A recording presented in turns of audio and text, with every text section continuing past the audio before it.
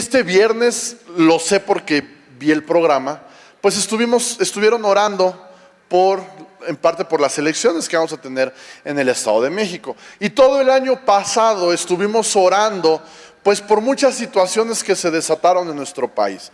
Parece ser que el gobierno enloqueció el año pasado. O sea, esa es la única expresión que puedo encontrar. Parece que se volvieron locos y les entró un afán por atacar a la familia y por atacar valores y principios que durante años y años y años se habían respetado. Eso tuvo una consecuencia buena, que fue que la iglesia cristiana se unió y la iglesia cristiana se puso a orar, ¿verdad? Y entonces nos congregábamos aquí, nosotros como Manantiales, en muchas iglesias alrededor del país, se juntaban a orar en contra de todas estas propuestas de ley que había para atacar la familia y la vida. Y millones quizá de cristianos estuvimos orando y orando y orando y orando las oraciones correctas, orando conforme a la voluntad de Dios. Pero los cristianos tenemos algo muy chistoso. Oramos mucho y oramos con fervor cuando hay situaciones que lo ameritan, pero a la hora de votar, votamos mal. A la hora de decidir quién nos va a gobernar, como que se nos desconecta el chip de todo lo que hemos venido orando y se nos entra el chip anterior del mundo con el que vivíamos y ejercemos un voto que no es un voto cristiano. Ahorita vamos a ver qué es un voto cristiano, ¿verdad? No es que votes por Cristo o que votes por un cristiano. No, es votar en base a principios bíblicos. Y yo he visto eso, como que se hace una disociación entre nuestra oración y la manera en la que votamos o las personas por las quienes votamos. Yo no estoy aquí para decirte por quién votes, no puedo hacerlo, está prohibido por nuestras leyes, pero sí te voy a enseñar algunos principios bíblicos para que tú tomes en cuenta por quién es la mejor opción para que tú votes en base a los principios del reino de Dios. Yo hace un momento oré, Señor, que no pensemos como mexicanos, que pensemos como ciudadanos del reino de los cielos, porque eso es lo que va a marcar una diferencia realmente en nuestra nación y en este caso en nuestro estado. En el libro del profeta Daniel hay un pasaje del cual nos hemos colgado todos, donde dice: Dios muda los tiempos y Él es quien pone reyes y Él es quien quita reyes, ¿verdad? Todos sabemos y tenemos en nuestro subconsciente cristiano que las autoridades, ¿quién las pone?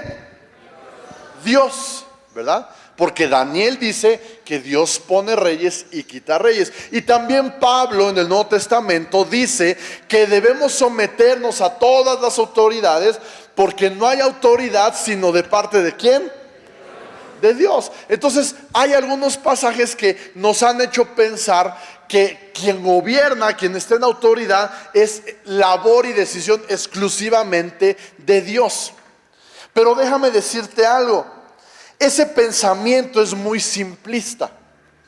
Ese pensamiento de que Dios, solamente Él determina quién va a gobernar una nación, es un pensamiento muy simplista. ¿A qué me refiero? Nos quita responsabilidad a nosotros.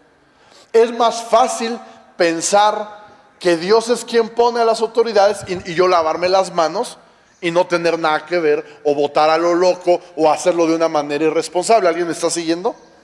Es un pensamiento infantil de decir: Dios pone reyes, Dios quita reyes. Pero vemos aquí en Oseas 8:4 que Dios se está quejando de que el pueblo, ¿qué hizo? Nombró reyes sin su aprobación.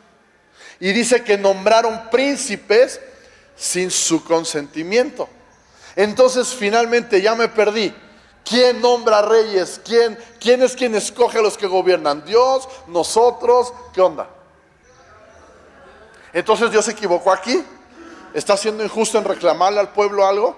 A ver, vamos a leer otra vez Oseas 8:4, porque como que lo leímos de noche.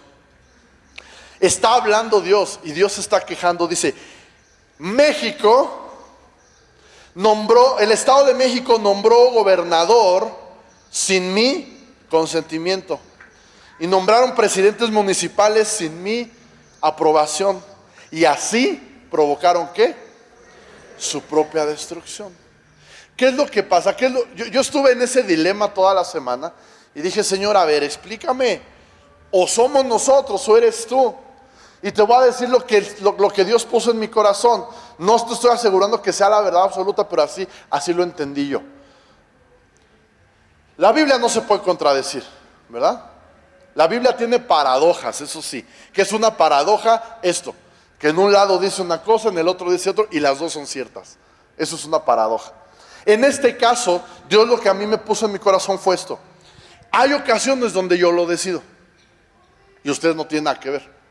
Pero me dijo esto, la mayoría de las veces son ustedes los que escogen, pero cuando ustedes escogen, yo ratifico esa autoridad. ¿Por qué? Porque dice Pablo, no hay autoridad sino de parte de ¿quién? De Dios. ¿Quién es la autoridad suprema de este universo? Dios. Y si hay una persona que tiene autoridad, ¿de dónde la pudo tomar? Pues solamente de Dios. ¿Verdad? Entonces, vamos a pensar en una colonia, ¿verdad? Aquí Manantiales. En la colonia hay un vecino, una persona que es ¿cómo le llaman? El presidente de la colonia o algo así. El delegado es esa persona. Entonces, ¿esa persona quién la escoge? Los vecinos, ¿verdad? ¿Crees que esa sea una decisión que Dios tenga que tomar? ¿Quién va a ser el delegado vecinal?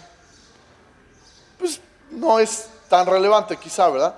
Entonces se juntan los vecinos, escogen a alguien, y cuando escogen a alguien, Dios viene y le pone su sello. ¿Por qué? Porque toda autoridad proviene de Dios. No puede haber autoridad que no provenga de parte de Dios, porque de Él nace la autoridad. ¿Me explico? Esa es la razón por la cual aquí Dios dice, ustedes vienen y oran y piden que yo cambie cosas, pero después van y escogen gente que yo no apruebo. Van y votan por personas que yo no estoy consintiendo con su forma de pensar, yo no estoy consintiendo con sus propuestas, yo no estoy consintiendo con lo que ellos quieren hacer, pero ustedes van y votan por ellos. ¿Alguien me está siguiendo este día? ¿Alguien ya me odia en este momento? Vamos bien entonces. Entonces, Dios pone reyes, sí, Dios quita reyes, pero en ocasiones nosotros los elegimos y Dios los respalda. Porque toda autoridad viene de parte de Dios. Ahora me voy a despegar un poquito de esa parte, prometo volver. Quiero hablar un poquito acerca de la iglesia, de la relevancia de la iglesia y más en nuestros días, ¿ok? La iglesia, déjame contarte un poquito, surge cuando Jesús se va y deja encargados a sus discípulos y les da una tarea a realizar, lo que conocemos como la Gran Comisión. Y esa tarea es: vayan y hagan discípulos de todas las naciones. Esa es la tarea que Jesús les dejó, ¿ok? Y eso, ¿a través de quién lo iban a hacer? A través de la iglesia. ¿A quién fue la primera persona a la que Jesús le habló de iglesia? ¿Alguien sabe? A Pedro. Pedro fue la primera persona a la cual Jesús le revela su plan de instituir la iglesia. Y le dice: Pedro, después de preguntarle si me amas y todo ese arroyo, le dice: Pedro, tú eres una piedra, pero sobre esta roca que soy yo voy a edificar mi iglesia. El Nuevo Testamento fue escrito en griego y la palabra eclesia, que se traduce como iglesia, significa asamblea, ¿ok? Pero en ese momento que Jesús le está diciendo a Pedro: voy a dejar mi iglesia, voy a fundar mi iglesia. Iglesia era un término político, no religioso. Hasta ese momento no existía una iglesia como tal.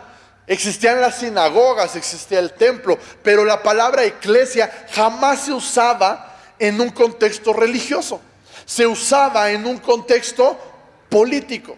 La iglesia significa la asamblea legislativa. Eso era la iglesia. Entonces, cuando Jesús le está diciendo a Pedro: Pedro, mis planes son instaurar una iglesia, es una asamblea legislativa, la cual son ustedes, las personas que forman esa asamblea legislativa. Lo que le está diciendo es: voy a instaurar mi reino en esta tierra, yo soy el rey y yo voy a gobernar este mundo a través de mi asamblea legislativa. ¿Y quién es la asamblea legislativa? la iglesia. Voltea con el senador que tienes al lado, con el diputado o la diputada, ¿verdad? El comisionado para... ¿Me explico? Tú y yo somos una asamblea legislativa a través de la cual el Rey Jesús gobierna este mundo. ¿Nadie le emociona eso? Ahí vamos arrancando apenas. Ahora yo sé que tú dices, bueno, ¿y eso cuándo pasó eso? Pues, ¿qué? ¿No? O sea, sí, mucho gobierno, ¿y dónde está? Bueno, déjame decirte que si tú revisas el libro de los Hechos en adelante y la historia de la iglesia, eso fue precisamente lo que lograron. Los primeros discípulos, ya después de que Jesús se fue y les dio esta indicación, dice que les dijo, quédense en Jerusalén hasta que llegue el Espíritu Santo. Ellos, bien obedientes, se quedan en Jerusalén, llega el Espíritu Santo y era momento de ir a todo el mundo y hacer discípulos, pero ellos como que se sintieron muy a gusto en Jerusalén, ¿verdad? Y empieza la persecución. ¿Qué es lo que provoca la persecución? El diablo es tonto, porque siempre que hay algo que Dios está haciendo, el diablo trata de perseguirlo y de destruirlo. Y lo único que el menso consigue es como una fogata que la pateas. ¿Qué pasa? Se extiende el fuego. Entonces el diablo empieza a perseguirlos, empiezan a huir de Jerusalén, pero ese huir los lleva a muchos lugares del Imperio Romano. Y a donde llegaban, cristiano que llegaba a donde llegara, ¿sabes qué hacía? Lo que traía en su chip, ir y hacer discípulos, ir y hacer discípulos, ir y hacer discípulos. Entonces predicaban, enseñaban, discipulaban, y cada vez más personas del Imperio Romano se convertían en cristianos. Ya no solo eran judíos, ahora era gente de Roma, también eran griegos, eran los mismos sacerdotes judíos que habían matado a Jesús, se empiezan a convertir, y gente del pueblo, y empiezan a crecer, y crecen tanto que Constantino, un emperador romano, llega un momento en el que dice, esto ya se nos salió de control, son demasiados cristianos, pues lo siento muchachos, a partir de hoy Roma se declara cristiana. Eso es el equivalente a que tú y yo hiciéramos tan bien la tarea que Jesús nos dejó de ir y hacer discípulos, que lo hiciéramos tan bien que el día de mañana en México somos alrededor de 3% de cristianos en el país. Somos una hiper mega minoría, ¿ok? Esto que hicieron los discípulos equivaldría a que hiciéramos tantos discípulos que llegáramos a un 60-70% de la población del país que fuera cristiana. Tú el día de hoy abres un atlas geográfico o alguna información oficial de México y aparece país México, superficie territorial no sé cuántos kilómetros cuadrados, religión popular, catolicismo, ¿verdad? Esto que hicieron los discípulos equivaldría a que un día el presidente en turno dijera, muchachos, ya nos comieron el mandado, vamos a tener que cambiarle a los libros de texto, a los atlas, a la información oficial que damos. Ya no podemos decir que somos católicos porque ya la mayoría de la población es cristiano. Ahora México se va a tener que declarar como un país cristiano. Eso sería fantástico, ¿verdad? Y eso es lo que soñamos y por eso trabajamos. Hay países que lo están logrando. Colombia tiene alrededor del 30-40% de la población cristiana. Y en Colombia la iglesia pesa, hermano. En Colombia, si la iglesia dice no, pues los partidos políticos la piensan mucho. La piensan bastante. ¿Por qué? Porque es mucha gente, ¿no? Ahora, eso es lo que Jesús quería. No conquistar el mundo en un rollo de Pinky Cerebro, ¿sabes? ¿De qué haremos esta noche, Pinky? Lo mismo que hacemos todas las noches, tratar de conquistar el mundo, ¿no? No, conquistamos el mundo de forma pacífica, una persona a la vez. Y no lo hacemos para ganar poder, lo hacemos porque eso es lo que Jesús nos mandó a hacer. Pero una consecuencia de eso, una consecuencia inevitable es la influencia. Ojo, no hacemos discípulos para tener influencia en el mundo. Hacemos discípulos porque es lo que Jesús nos mandó. ¿Alguien está acá? Pero una consecuencia de eso es tener influencia en la sociedad. Y es tener una influencia positiva en la sociedad. Y Jesús lo sabía, por eso usó la palabra eclesia. la asamblea legislativa a través de la cual Jesús el Rey iba y va a gobernar este mundo a través de su iglesia. ¿Qué te parece? Entonces, todo, absolutamente todo lo que Dios creó, lo puso a disposición de la iglesia. Dice la palabra de Dios que a Jesús le dio un nombre que es sobre todo nombre, para que toda lengua confiese que Él es Señor. Dice, y lo dio como cabeza a la iglesia. ¿Para beneficio de quién? De la iglesia. Todas las cosas se le entregaron a Jesús. Y cuando digo todas son, ¿y qué son todas? Las artes, la política, la medicina, la moda. No, hermano, la moda que tiene que ver con los cristianos. Todo. Diga conmigo, todo es nuestro. El problema, eso ya no lo repitas, el problema es que nosotros lo entregamos. Todo era nuestro, todo. Pero no sé a quién se le ocurrió en algún momento, no, la moda no, como que no. Es del diablo. Y el diablo dijo, el diablo no tenía nada. Y el diablo dijo, venga la moda, lo que sea, yo lo agarro, ¿verdad? Y de repente dijimos, la política es del diablo. Y el diablo dijo, venga, yo la agarro. Y la iglesia dijo, las artes son del diablo. Y el diablo dijo, venga, y venga, y venga. ¿Y sabes con qué nos quedamos? Dime qué influencia tiene la iglesia en el mundo hoy. Nos quedamos con nuestras reuniones en 4 paredes, insignificantes, inofensivos. Y el diablo, ¿qué ha hecho con todo lo que le entregamos? Un imperio. ¿Sabías que las artes, los mejores artistas de la historia eran auspiciados y pagados por la iglesia?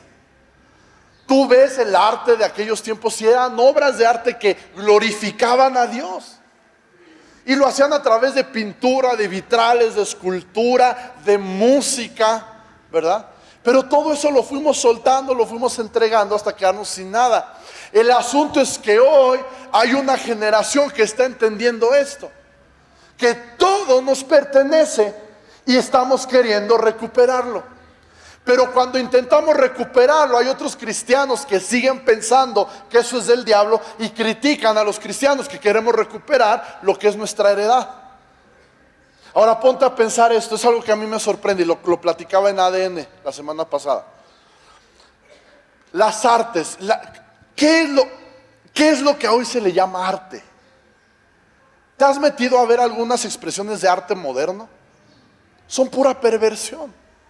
Un tipo junta a miles de personas encuerados en el Zócalo y les toma fotos y eso es arte, ¿no? Y eso es así como leve, ¿no? Pero hay cada cosa ya que le llaman arte, cuando el arte nació en la iglesia, era auspiciado por la iglesia y reflejaba la gloria de Dios. Ahora, el arte es muy variado, hay muchas bellas artes. ¿Cuál es el arte que los cristianos hemos explotado más? ¿En qué arte nos hemos metido más? En la música, ¿verdad? En la música podemos decir que ya casi es nuestra, ahí la llevamos, ¿verdad? Ya nos metimos a los Grammys, ya nos metimos a los Billboard y mucha gente lo ve mal. Es que eso era nuestro. Ya me estoy quedando sin voz, pero era nuestro. Entonces, y se molestan porque Marcos va y le dan un Grammy y reconocen la excelencia de la música cristiana y nos enojamos.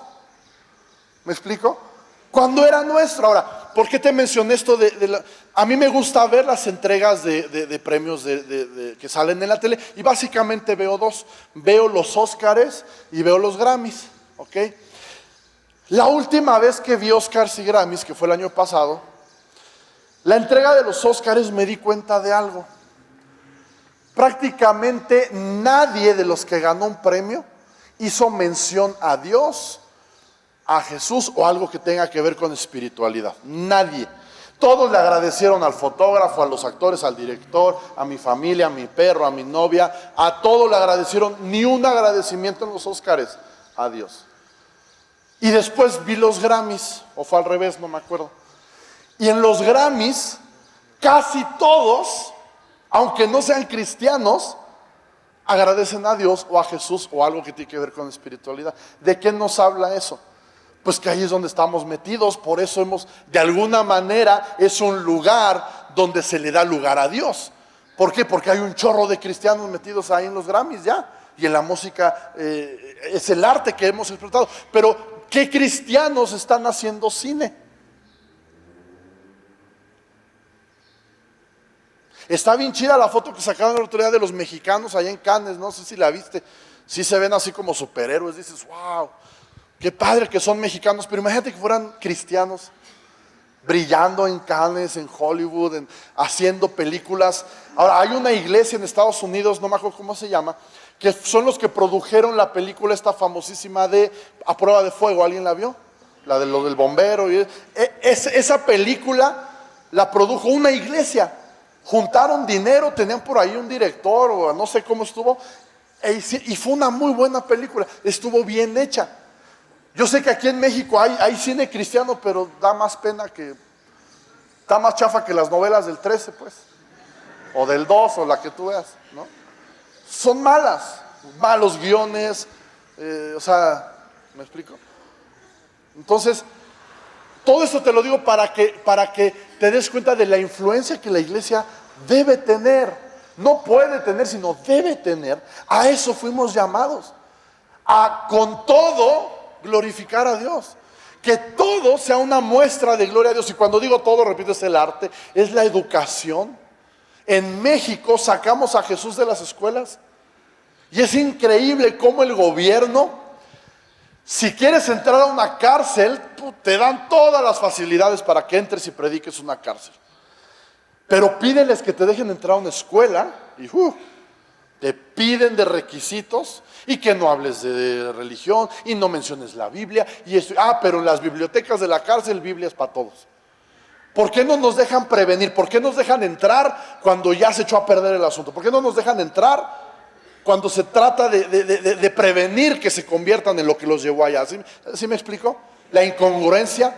Sacamos a Dios de las escuelas, pero después queremos que Dios entre a los reclusorios para arreglar todo el relajo que ya se hizo. Pero esa es nuestra culpa. Eso no es culpa de ellos. Esa fue culpa de la iglesia que se dio y entregó esas áreas. La política.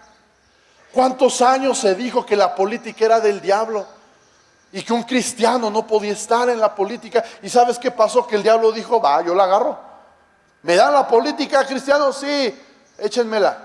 ¿Y qué ha hecho con la política? ¿Te das cuenta? Todo lo que Dios nos había entregado para hacer de este mundo un Edén otra vez, se lo regalamos al diablo, hermanos. Se lo entregamos en bandeja de plata. Pero es tiempo de recuperarlo.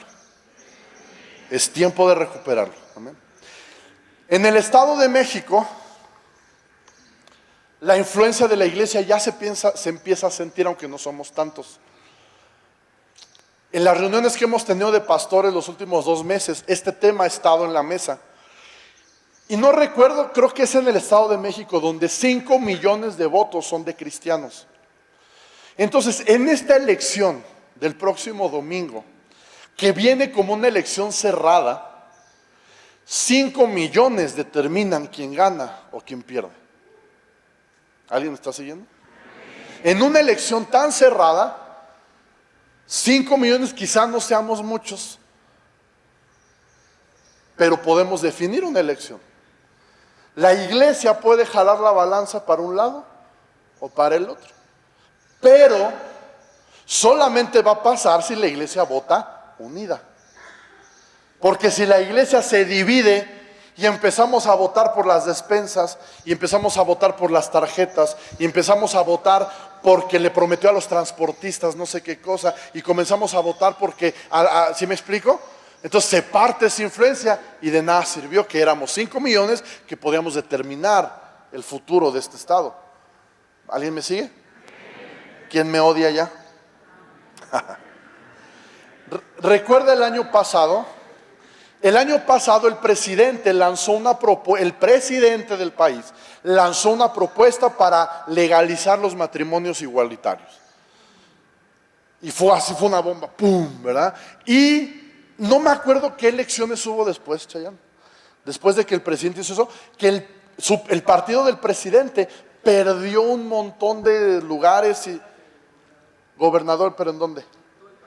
Sí. O sea, hubo elecciones y se dejó sentir que la gente no estaba de acuerdo con lo que el presidente había propuesto. ¿Por qué? Porque el presidente tiene un color, es un partido. Y la mayoría de sus candidatos de ese partido perdieron en esa elección. Entonces, a los 2 o 3 días, el partido del presidente salió y dio comunicados diciendo: eso es rollo del presidente. Nosotros como partido no vamos a votar por los matrimonios igualitarios. ¿Por qué lo hicieron? Porque se dieron cuenta que había mucha sociedad que estaba en contra de eso y que en el voto los castigaron. ¿Alguien me sigue? Esa es la influencia que estamos teniendo. Ahora, en estas elecciones del Estado de México, ha habido un acercamiento entre los candidatos y las iglesias cristianas y también la iglesia católica. En este sentido, son esos momentos en los cuales no solo podemos, sino debemos unirnos con la iglesia católica. ¿Por qué? Porque en estos puntos pensamos lo mismo. Ellos están a favor de los matrimonios entre hombre y mujer, ellos están a favor de la vida y no del aborto. ¿Podemos hacer equipo con ellos, sí o no? Es para algo bueno, ¿ok? Ahora, ellos se estuvieron acercando a la iglesia cristiana pues para sondear el terreno y también la iglesia cristiana anduvo tratando de hacerles contacto, y ahorita te voy a hablar de lo que pasó en ese sentido, pero quiero darte algunos datos para que tú te des cuenta lo que pasa cuando votamos equivocadamente. En el Distrito Federal, bueno, que ahora es Ciudad de México, en este año se celebraron 10 años de la aprobación del aborto como algo legal en la Ciudad de México, y se celebró con bombo y platillo, y se celebró como 10 años de modernidad en la Ciudad de México. 170,000 abortos practicados legalmente en 10 años de gestión. ¡Bravo! 170,000 asesinatos de inocentes celebrados a bombo y platillo. Ahora, quédate ese número en tu mente, 170,000. En el mismo tiempo, el saldo de muertes por la lucha contra el crimen organizado son aproximadamente 170,000 muertos. ¿Cuántos abortos ha habido? ¿Cuántos muertos ha habido por la guerra? ¿Sabes a qué responde eso? Es una cosa muy sencilla. Siembra muerte, vas a cosechar muerte. Y es increíble que el gobierno no lo vea, son cifras oficiales. Es increíble que el gobierno no se dé cuenta que por cada niño que asesinaron, una persona murió en la guerra contra el crimen organizado. En la misma proporción. Estamos sembrando muerte, ¿qué estamos cosechando? Muerte. Es obvio, lo que siembras, eso cosechas. Sigamos votando por gobiernos que siembren muerte. Y no nos quejemos de que la muerte sea el pan de cada día en el Estado de México y en el país. La Ciudad de México ya el matrimonio igualitario es legal, pero solo unos cuantos se han casado. Esto es algo que llama mucho la atención. ¿Por qué? Porque las comunidades gay hicieron muchísimo pleito para lograrlo, y en la Ciudad de México lo lograron. Y ya que lo tienen, casi nadie se casa. ¿Sabes por qué casi nadie se casa? Digo esto es con mucho respeto, son estadísticas. Si tú eres homosexual, te amamos, pero creemos que no es el diseño de Dios para el ser humano, simplemente. El promedio de relación entre una pareja homosexual son 3 meses. No son gente que se case, son gente que anda de relación en relación. ¿Me explico? Si hay quien se casa, yo digo que no, pero son una minoría. O sea, ya que tienen el derecho, no lo han aprovechado. En la Ciudad de México, el año pasado, se hizo una constitución, porque ahora era Ciudad de México, y es la constitución más absurda que tú puedas encontrar, tan absurda que se las regresaron. ¿Por qué? Porque si esa constitución hubiera quedado, en la Ciudad de México tienes derecho a todo.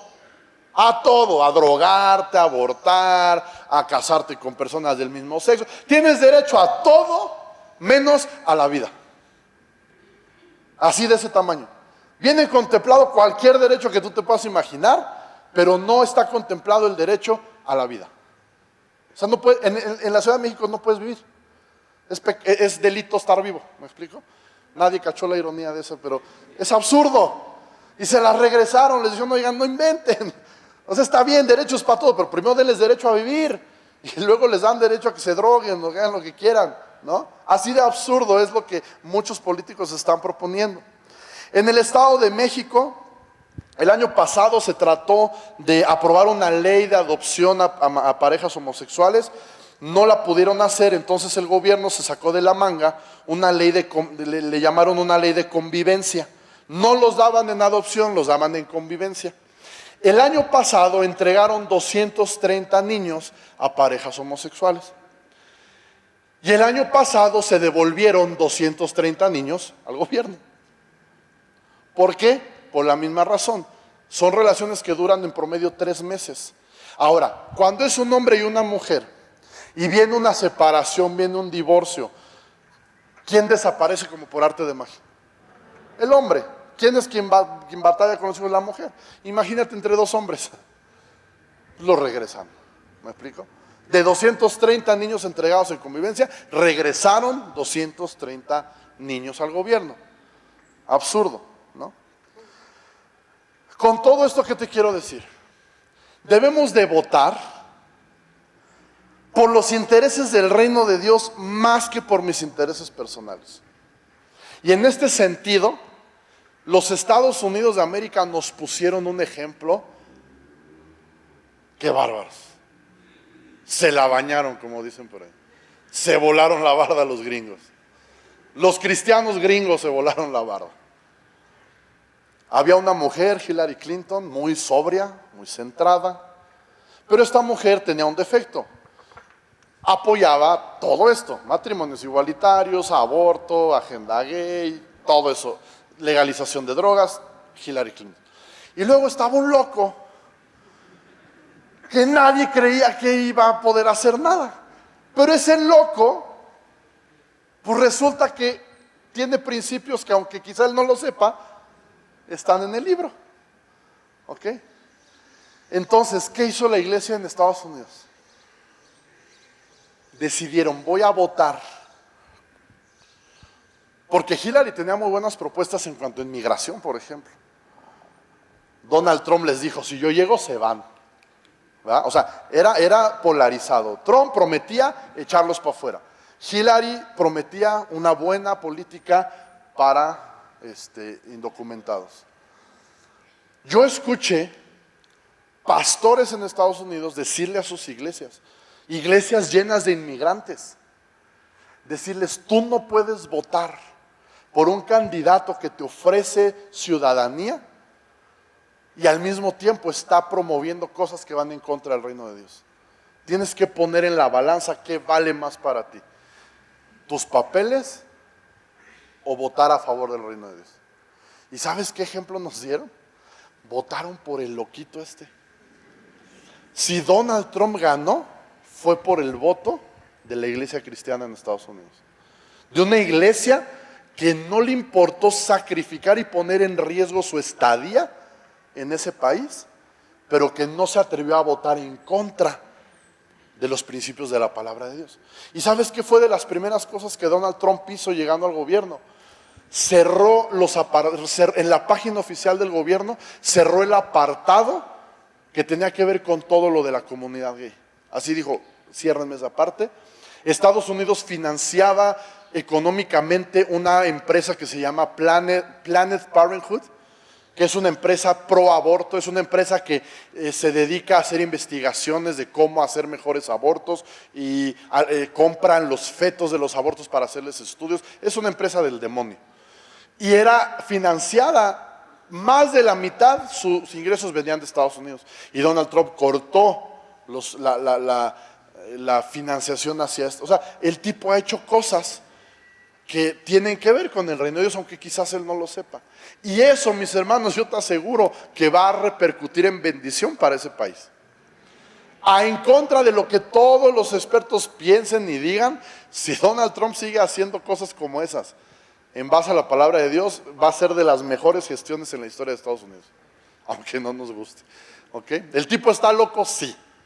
Sí está loco, sí le faltan 20 tornillos, pero está ahí con un propósito. ¿Y sabes quién lo puso ahí? La iglesia, la gente. Y una vez, seamos honestos, ¿tú crees que Dios pondría a un loco como ese? Quizás sí, por las razones que estamos ya viendo, ¿verdad? Pero está incluso comprobado estadísticamente que fue en gran parte por la participación de la iglesia. ¿Ok? Ahora vamos a hablar del Estado de México, ya vamos a terminar. Seamos honestos, los 5 candidatos, los 5 están acusados de corrupción. Y ninguno de los 5 se ha podido limpiar de esas acusaciones. Los 5, ¿ok? De los 5 ninguno está limpio, ¿ok? Partimos de ahí. Te decía que el año pasado el gobierno se lanzó en un ataque frontal contra la vida y la familia. En estos meses, las iglesias cristianas les invitaron a los 5 candidatos a firmar un acuerdo por la vida y la familia. En este acuerdo ellos se comprometían a promover leyes solo que fueran en pro de la vida y la familia, es decir, no aborto, no matrimonios igualitarios, familia conformada por hombre y mujer. Todo. De los 5 candidatos, solamente 2 accedieron a firmar el acuerdo por la vida y la familia. ¿Ok? Los que firmaron fueron el candidato del partido que está en el gobierno federal, o sea, el partido del presidente, y la candidata del color azul, vamos a decirlo así. ¿Ok? Ellos 2 son los únicos que accedieron a firmar el acuerdo por la vida y la familia. Los otros 3 candidatos abierta y frontalmente dijeron: no vamos a firmar nada. Si nosotros llegamos al gobierno, vamos a promover la ideología de género, vamos a promover los derechos para abortar, vamos a promover matrimonios igualitarios, nosotros no vamos a firmar nada. Los otros 3 candidatos dijeron: no, ni siquiera nos vamos a reunir con ustedes. Los otros 2 sí. ¿Ok? Son cosas a tener en cuenta. Yo sé, y los pastores que hemos platicado sabemos, que ese acuerdo no nos garantiza que lo vayan a hacer. ¿Me explico? Porque no es una ley, no es un acuerdo público que hicieron, pero se lo pueden pasar por donde quieran cuando lleguen al gobierno. Eso es una realidad.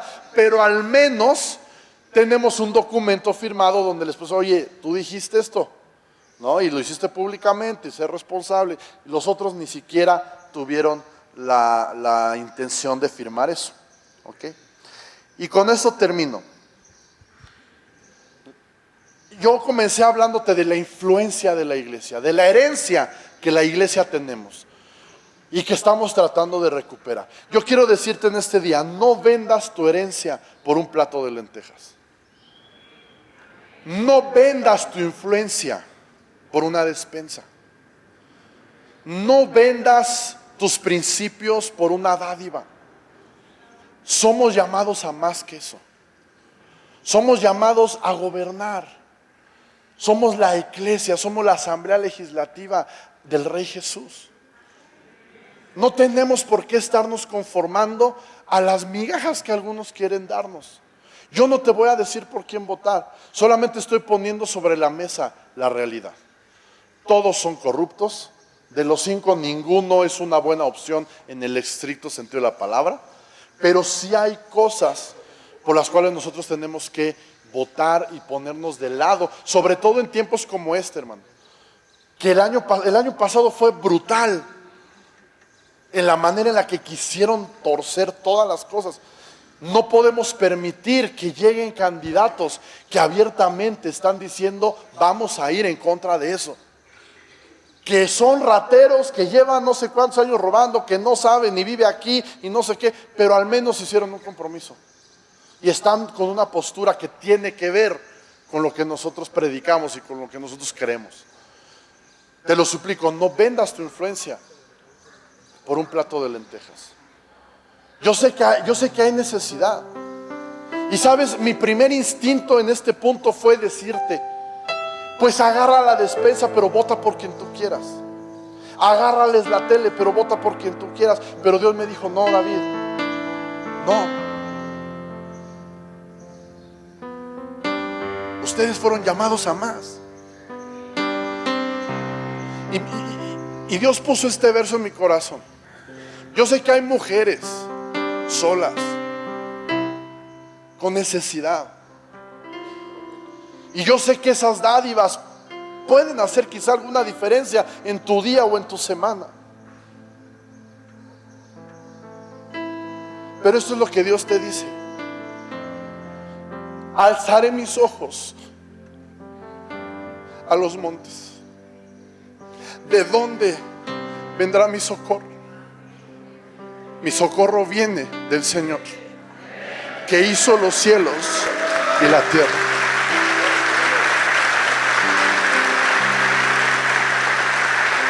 Esa debe ser tu confianza. Fuimos llamados a más que una despensa. Pon tus ojos, alza tus ojos.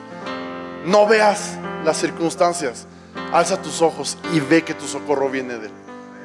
Vamos a cerrar nuestros ojos, vamos a orar.